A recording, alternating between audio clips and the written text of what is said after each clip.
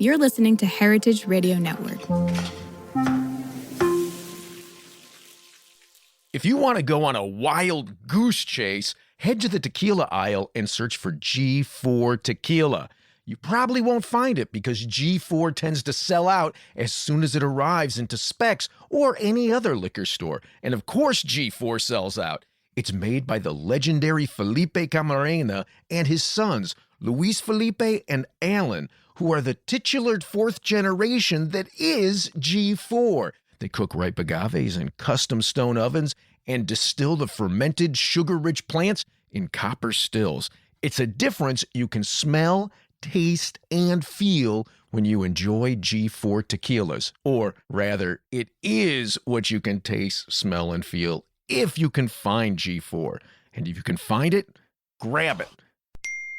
Hey Lou, it's Sean from Packaged. I'm digging the podcast. Do you have any ad spots? Hey, Sean, thanks for the kind words. Yeah, we've got all kinds of ad slots available. What are you thinking? I'm thinking I want to advertise about our world-class producer-owned brands of agave spirits like G4, like Tequila El Viejito, like Mezcal Palomo, and Ultramundo. Yeah, that's cool, but I meant, what are you thinking, Sean? That you'd want to spend your ad dollars with our dinky little podcast, or really with any podcast? Sean, no one listens to podcasts anymore. I do, Lou. I listen when I'm at the gym. No one goes to the gym anymore either, Sean, but okay, let's say we do this. What would the ads be about? Well, if they're like your other ads, Lou, I guess they're like 4 minutes long. Fair. Since G4, El Viejito, Palomo, and Ultramundo are each owned by the families who make them, maybe that's the point to the ads. Who these producers are and why that makes a difference. Oh, that sounds good. Okay, so then I'll need to go visit them, Sean. Only if I can go. Sounds like we're going on an Agave Road Trip. Agave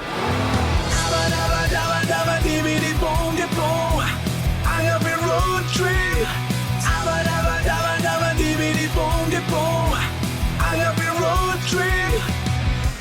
I am Lou Bank. And I'm Linda Sullivan. And this is Agave Road Trip, the critically acclaimed award-winning podcast that helps great bartenders better understand agave spirits, and rural Mexico. Mexico. Oh, very nice Spanish pronunciation. Yeah, don't expect anything else out of I me will there. not. Hey, Linda.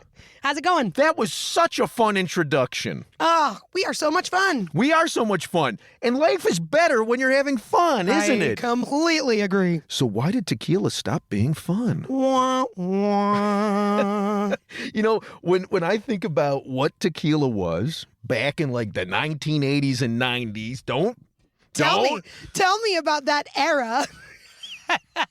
Tell me, Grandpa. I was a little baby in my Chicago Bears Super Bowl dress. It was fun. When I was working at Marvel Comics, I swear to God, about a third of my expense report, which was not insignificant, but I remember I was all nervous one year because I had to go to my boss, Mike Hobson, may he rest in peace, one of the nicest guys in the world. Oh. I had to go to my boss and tell him that I was going to be, at the time, my budget for travel and entertainment was $65,000 a year, and I was gonna and this Am was I in the wrong field? This was 1990 or 91. I'm leaving the car studio immediately to work at Marvel Comics. And it was gonna be like I was coming in closer to 70,000, and I was so nervous. And he just laughed. He said, "Lou, that's just a target.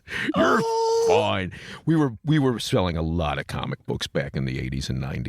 Wow. Anyway, but I'd say about a third of that was tequila or tequila. It was either agave or agave spirits or agave spirit related, where we would just take people out and drink and had the most fun in the world. And it was good. And the goal was to be you were courting those clients or those companies. You know, it's funny. Like, we think now as we look at these Marvel movies, and I guess now they're not as beloved as they were a couple of years ago. But like everybody's, oh my God, Marvel! Oh my God, right? Well, but Marvel back in those days, we were the 800-pound gorilla in the comics market, and so we at one point. I actually I set a record by in the direct market, the comic book specialty stores, which I was in charge of. We hit a market share of 68% one month. Wow. 68% of the market was Marvel Comics. Get out. Right. So we were the 800-pound gorilla. And I recognized that, and I recognized how that annoyed a bunch of the people who were making the decisions about what gets placed in comic book stores, the buyers, the owners of the comic book stores. And so I did my best to be their friend. Right. Be the cool guy. Be the fun one. I wouldn't say necessarily that I was the cool guy. I was trying to give you the benefit of the doubt, Lou. I was still running sales at a comic book company. So, true. you know, the cool only Nerd goes alert. so far. Yeah, thank you. You know, I think that's the only reason that I didn't get hooked on cocaine in the 80s. Hey, then let's be thankful for that. Right? I was making so much money living in Manhattan, right? But I wouldn't go out to the clubs where people were doing coke because I thought, nobody will want to talk to me. I sell Spider-Man for a living. Nerdy. Yeah, I'm too right, nerdy exactly. to do coke. Right? Thank God I wasn't Rob Lowe. Anyway, I said Rob Lowe, not Rob Lowe. Anyway, thank you Good for that. one. Thank you. I'll be here all week. But so, you know, you basically you wanted to make people aware, hey, you're just a regular human being. And all of my coworkers are regular human beings, and the people who write and draw Marvel comics are regular human beings, and the editors are regular human beings. We're people, and so even though one of the retailers said to me once, you know, if there were a guy named Marvel Comics, I'd just beat him up. But I love you, Lou. I could never beat you up. Exactly.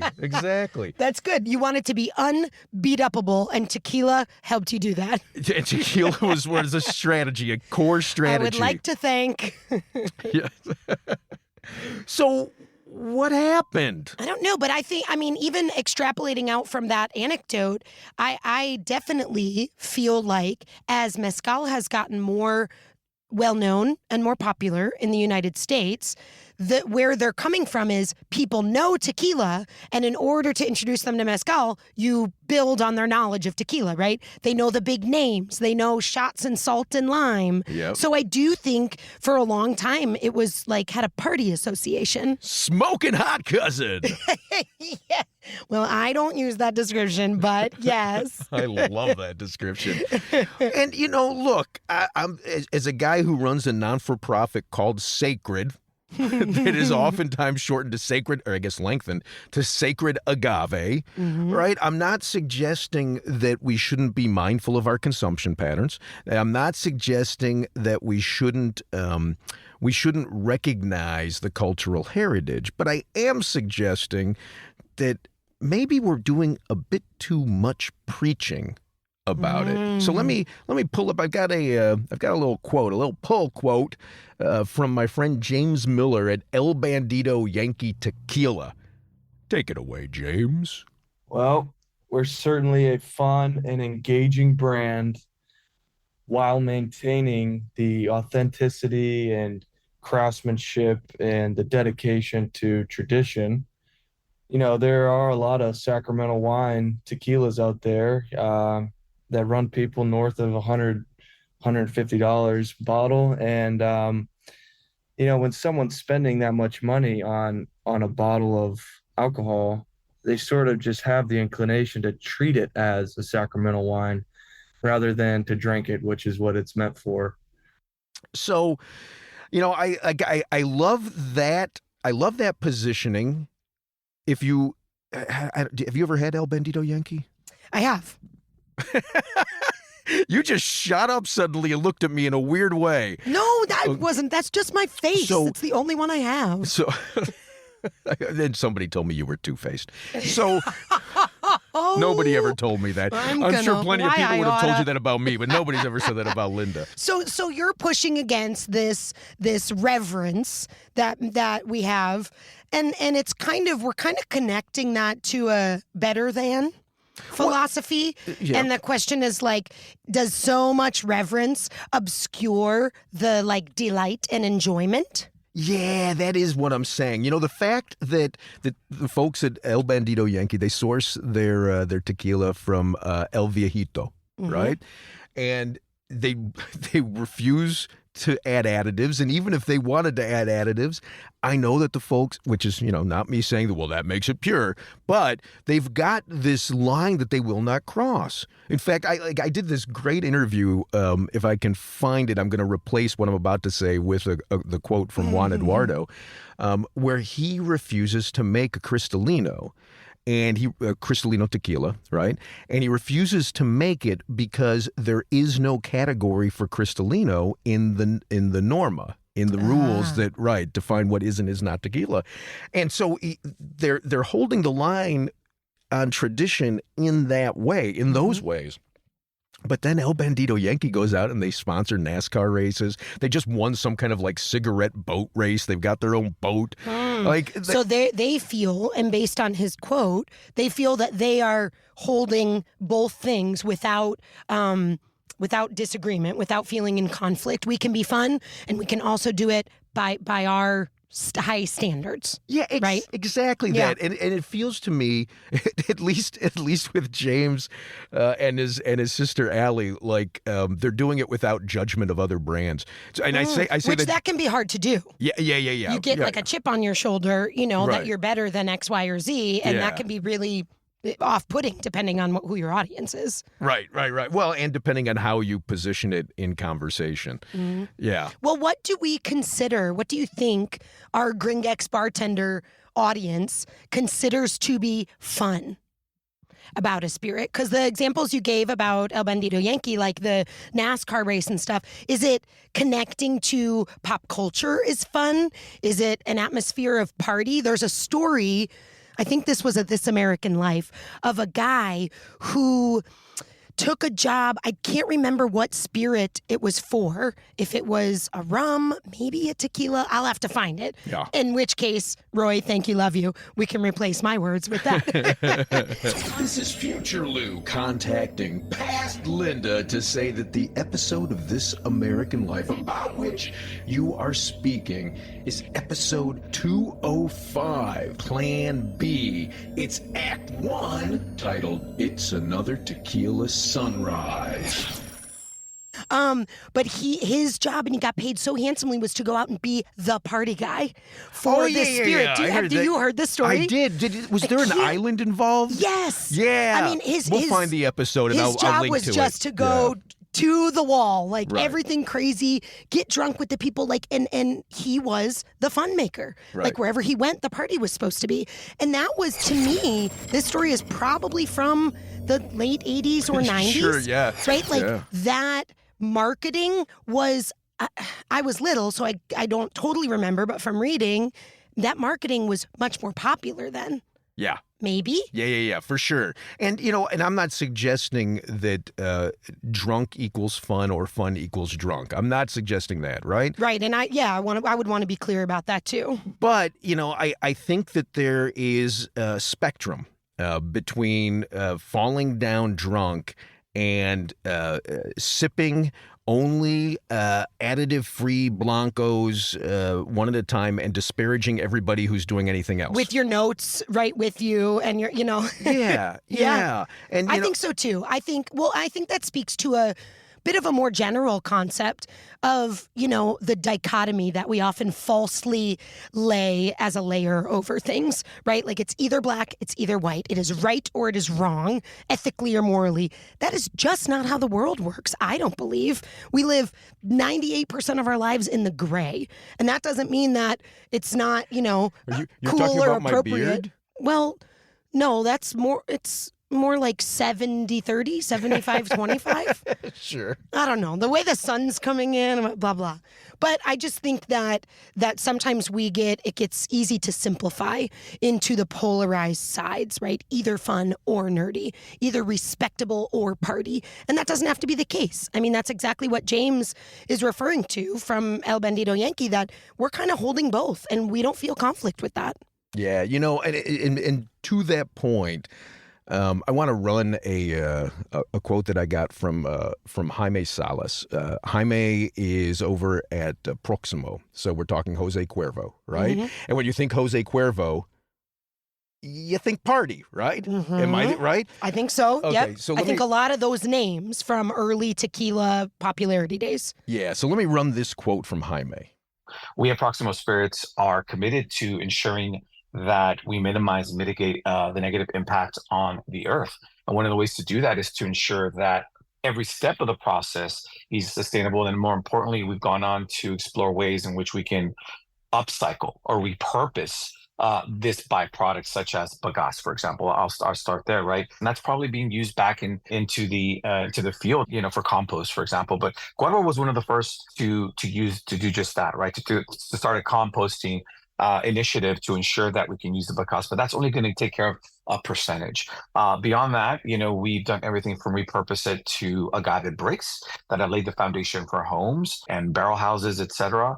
To exploration with different motor companies and how do we create bagasse as a filler, as a component of building, a building block to bigger things like a dashboard, surfboards. So, this again, in the same way as El Bandito Yankee, points to me to, hey, you can have fun and still be responsible. I think so too. I mean, it takes money and time to partake in those kinds of practices that he's talking about, that Jaime is talking about, right? So if they're putting their time, their money, their labor efforts towards those things, that's a clear action step that says this is important to us, even though, or not even though, alongside the fact that a company like Jose Cuervo has been kind of synonymous with party times and fun and, for many years, couple decades. Okay, so now I want to flip this upside down. One of the things that I think I've said to you on multiple occasions is that when I'm drinking, it's usually in my basement. Good place to drink. Lots to drink. Yeah, lots to drink down there. Lots to drink. So what I mean by that is I don't often get out to bars. And I think you certainly get out more often than I do, but I get the feeling that you go around from bar to bar from time to time. Yes? Mm-hmm. Yeah, I feel like I used to do it more when I was working restaurants and out late and that sort of thing. And now it's a little more intentional and I'm usually having dinner. Okay, so now I'm going to ask you, am I actually looking at this completely wrong? Like, it's easy for us to live within the bubbles that we into which we insert ourselves, right? Mm-hmm. And the bubble into which I tend to insert myself online with the communities that I talk to, I tend to surf into those Tequila 101 groups and all those other people that make me nuts. And I don't go to the bars. And so my question to you, Linda, is it actually still fun to be in a bar? So you're saying the people you're associating with the most are the nerds, are the academics. So here's another point, right? Like I helped to organize the Copitas de Sol event for the National Museum of Mexican Art, right? Yeah. Coming up on August 4th of 2024. Plug. Exactly. So I helped the National Museum organize this event, and one of the women at the museum and I wouldn't say it's contentious, but there's definitely a push-pull where she wants more music, and I don't want any music. I want people to be able to have a conversation. So I'm kind of the guy, right? That is so unfun. And so this year we're doing 2 sessions. There's going to be a 1 p.m. to 3 p.m. where there's no music. And then there's a 4 p.m. to 6 p.m. There's just a party. You don't want your nerds and your party people to be commingling? No, it's not that. It's that I'm tired of yelling over music. Right. When that I go you to these lose. things. I mean, I lose my voice at every one of those events. So am I actually the problem, Linda? It sounds like you might be. But listen, we didn't need this episode to figure that out. All we needed was the internet. There's just a line of witnesses waiting to testify. I mean, there's so much more that you could say on this topic as well, that like I think of some of the goofy things I do when I'm teaching. I really love visual aids, right? So I do a lot of, I hand draw them. This is how small my beverage education business is, but I'll hand draw for maybe a class that is sort of a 101 angle, like a little Pac-Man. You've seen something like this before, who's chomp, chomp, chomp. Yeah. He's eating the sugars and then he's got the alcohol coming out, right? For people who just coming out of his... No. Okay, It's a fine. Pac-Man. He doesn't have a... Okay. So, but that's like, to me, that's goofy and fun. It's a little bit like juvenile, but it's because I want the event to move at a nice quick pace. I want to be eating the bites and drinking the sips and enjoying and discussing. I've got flavor wheels everywhere, so we're nerding, right? But I don't want to sit like it's a lecture hall in a master's level degree and talk about each super specific detail of every step of the process, right? Now, there's a time and a place for that, and I think that's interesting, and I read books that talk like that. But to me, it's about finding, again, that gray. What is the middle of, like, people are going to leave and say, hey, I learned a new thing about agave, about production, about Mexico, about whatever ingredients. I ate a cricket for the first time. I learned that, X, Y, or Z about the process. But also, I met a new friend. We exchanged Instagrams. Like, we cheersed. I laughed a lot, blah, blah. To me, that's the goal. And not just at an event, like in the whole category, right? There's not fall down drunk, but it's fun. There's not like put your glasses and your pocket protector on, but it is nerdy and you are learning something. Yep. So, that's a little bit of like, I don't know, I feel like some folks would look at that and be like, oh, that's a cop-out. That's just both hands. Take what you like and leave the rest, Huh. I like that. I think that's the conclusion. So tequila actually is still fun if that's what you take from it. And you leave the rest. And if that's not what you want, if you want the serious, what would you call it? Studious? Studious or academic, maybe? Academic Feels version academic. of tequila? Yeah. Take that away. Listen, if you want to have fun, you just come back here and listen to Agave Road Trip again. At least an episode with Linda. We are ridiculous. But we say some things that are smart. So, till next time. I think till next time. Thanks for joining me, Linda. Ciao. Hasta pronto. You've been listening to Agave Road Trip, the critically acclaimed award-winning podcast that helps Gringex bartenders better understand agave spirits, and rural Mexico. We're blessed with sound engineering by Roy Sierra and a theme song performed by Gabriel Oliveira and Marco Ricos. Sign up to become a road tripper and listen to more episodes at agaveroadtrip.com. If you enjoyed this podcast, please let us know. And if you hated it, well, I'm sure you'll let us know that too. You can also find us on Facebook and Instagram at Agave Road Trip. Agave Road Trip is a production of 10 Angry Pit Bulls, Inc.